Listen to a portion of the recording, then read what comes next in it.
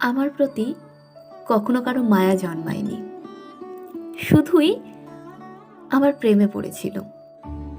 কেউ কখনো আমাকে সত্যিকারের ভালোবাসেনি।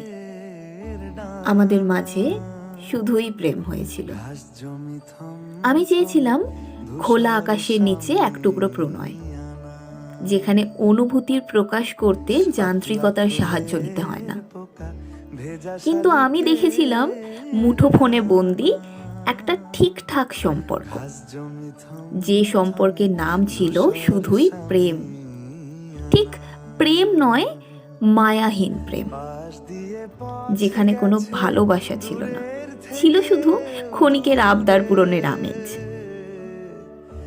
আমি চাইতাম আমাদের সম্পর্কের একটা দীর্ঘমেয়াদী নাম দিতে। বুঝতেই পারিনি এক মালিকানা অনুভূতিগুলোতে অংশীদার হয় না। যেখানে চাওয়াটাই একার, সেখানে সম্পর্কের নাম ঠিক করা শুধুই মিছিমিছি আবদার।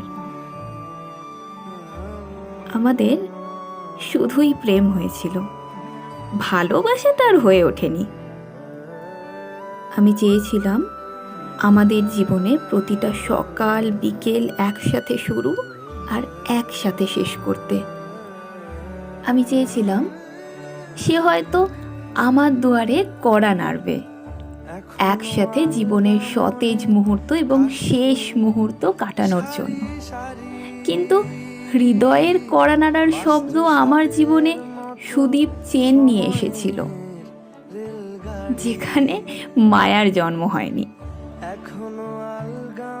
আমাদের শুধুই প্রেম হয়েছিল, ভালোবাসাটা আর হয়ে ওঠেনি।